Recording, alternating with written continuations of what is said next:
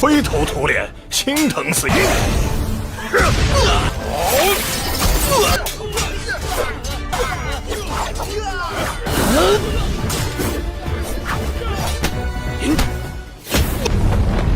尊者，血尊，或者你让你悬空山拉下神，我们走几招吧。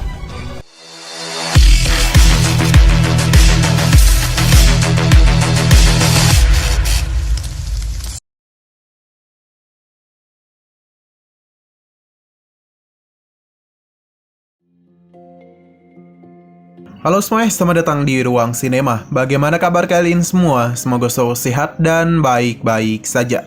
Sesuai jadwal, jadi pada hari ini kita akan kembali melanjutkan series Donghua Supreme God Emperor episode terbaru. Yang mana ini adalah episode yang ke-442. Bagi yang mau bergabung dan series ini, kita sudah sediakan playlistnya. Jadi kalian bisa dengan mudah mencari di mana episode awal dari series ini. Tapi sebelum kita mulai episode terbarunya, kita akan melihat dulu apa saja yang telah terjadi pada episode sebelumnya. Tepatnya pada episode 441. Kemarin Feng Yang dan begitu berani telah meremehkan kemampuan dari Mu Yun, dan bahkan menganggapnya tidaklah setara dengan dirinya. Padahal sejak tadi Abang Mu Yun tidaklah serius. Jadi ketika dia mulai serius, yang menjadi panik adalah Feng Yang. Benar saja, hanya dalam satu kali serangan, Feng Yang pun berhasil Mu Yun lenyapkan. Tidak ada lagi yang bisa membantunya.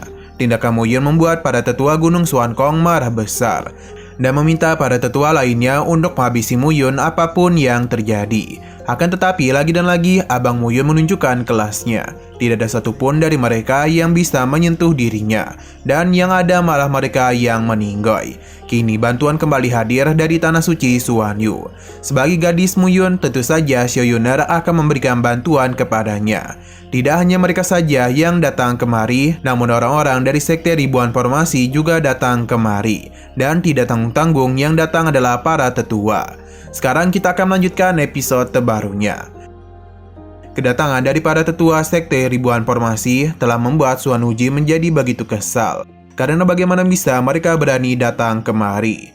Bagi tetua Zong, tujuan mereka kemari tentu tidak bukan adalah melindungi para bibit bagus daripada dihabisi oleh Gunung Xuankong. Ketua sekte mereka tidaklah tahu kepergian mereka kemari, dan hanya tahu mereka melindungi Wang Xingya saja. Bisa dikatakan ini bukanlah perang antara Sekte Seribu Formasi dan Gunung Xuankong, melainkan pelindungan yang dilakukan oleh para tetua kepada murid mereka. Wang Xingya sungguh berterima kasih kepada mereka yang telah mau ikut pergi bersamanya. Para tetua tidaklah mempermasalahkan hal tersebut dan langsung saja memulai pertarungan. Dengan kehadiran dari para tetua ini, tentu saja jalan pertarungan akan sangat berpihak kepada kelompok aliansi darah. Mereka bahkan dengan mudah menghabisi para keronco dari Gunung Xuankong.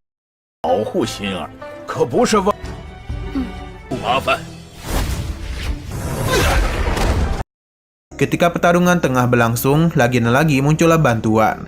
Dan kali ini adalah kakek Wu. Ia sedang melakukan pencarian kepada cucunya. Pada akhirnya Huyan pun ketemu dan dia itu hampir saja terluka. Kakeknya pun segera memberikan bantuan. Kakek Wu penasaran apakah cucunya ini sudah sangat kelelahan, sampai-sampai harus dia membantunya. Sebagai seorang kakek, tentu saja ia tidak akan pernah membiarkan cucu yang begitu dia sayangi dilukai oleh siapapun. Jadi kakek Wu datang kemari untuk memberikan perlindungan kepada aliansi darah dan juga Hu Yuan. Jika Gunung Xuankong berani macam-macam, maka mereka tentu akan memberikan perlawanan. Xuan Wuji menjadi begitu panik, terlebih lagi ada yang kembali datang, dan itu adalah kakek dari Xiao Meng. Ia juga melakukan pencarian kepada cucunya. Melihat Xiao Meng yang terluka membuat kakeknya merasa kasihan. Dia pun meminta Xiao Meng untuk tidak bertarung lagi, karena dialah yang akan melindunginya. Serangan pun mulai dilakukan oleh kakek Xiao, yang mana bagi dirinya para keronco dari Gunung Xuankong bukanlah apa-apa. Dia bahkan dah mudah mengatasi mereka.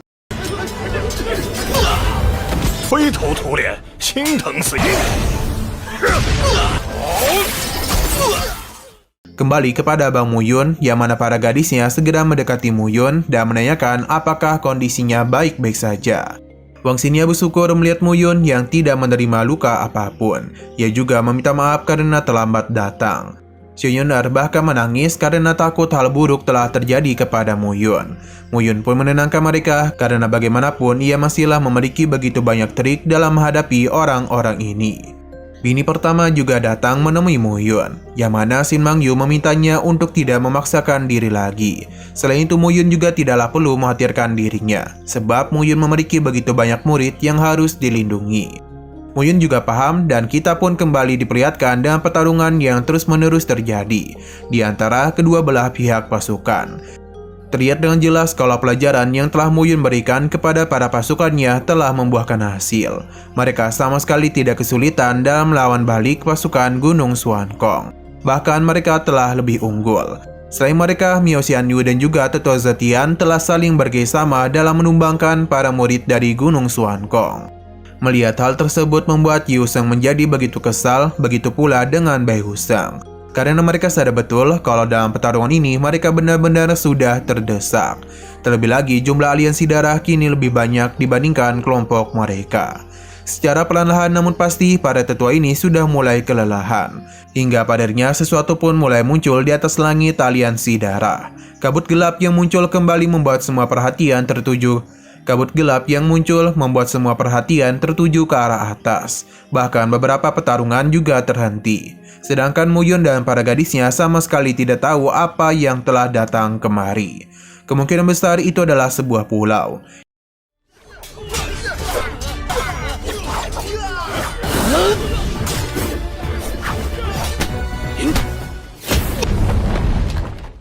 Ini tidaklah bukan adalah bantuan yang berasal dari Xuantian. Para prajurit aliansi darah pun kembali berhadapan dengan para prajurit bantuan. Kedatangan dari Xuantian telah menarik perhatian dari Gao Zhu. Kemunculannya juga menarik perhatian dari Muyun dan para prajurit lainnya. Karena selain Muyun, tidak ada yang pernah melihat Gao Zia. Gao Zia tidak menduga kalau Xuantian akan turun tangan sendiri dalam berhadapan dengan Muyun. Padahal kekuatannya itu jauh berada di atas mereka. Akan tetapi Xuantian sadar betul kalau Muyun bukanlah orang sembarangan. Karena bagaimanapun dia memiliki hal-hal yang luar biasa di tubuhnya. Bahkan ia bisa merasakan adanya beberapa bagian naga di dalam diri Muyun. Jika hal ini dibiarkan, maka akan sangat merepotkan Gunung Xuankong saja. Xuantian juga mengakui kalau Muyun memiliki potensi luar biasa untuk menjadi yang mulia Muyun selanjutnya. Bahkan ia tidak akan terkejut jika kedepannya Muyun menjadi pemimpin lautan pahit selanjutnya. Mendengar perkataannya membuat Muyun kesal, karena Xuantian sejak tadi hanya berbicara omong kosong saja. Muyun berjanji akan menyeret Xuantian ke bawah dan menggantungnya di altar aliansi darah. Apa yang dia katakan membuat Xuantian marah besar dan langsung saja melancarkan serangan mental kepadanya. Sepertinya Xuantian ini sudah meremehkan Muyun, karena serangan itu bukanlah apa-apa untuknya. Ini pun sempat membuat Xuantian terkejut, namun Gao Zia memintanya untuk berfokus kepadanya.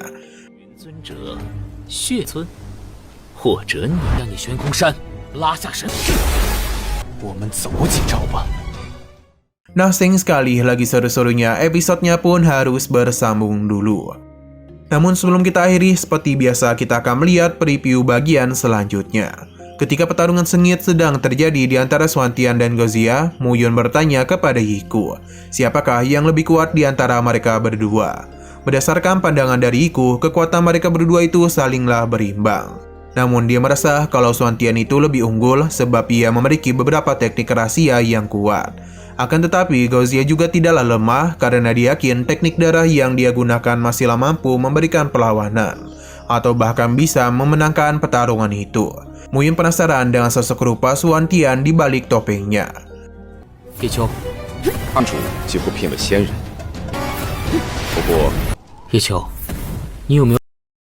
Oke, sekian dulu pada video kali ini. Untuk video selanjutnya akan segera hadir. Jadi bagi kalian yang ingin mengikuti series ini, langsung saja klik subscribe dan aktifkan loncengnya.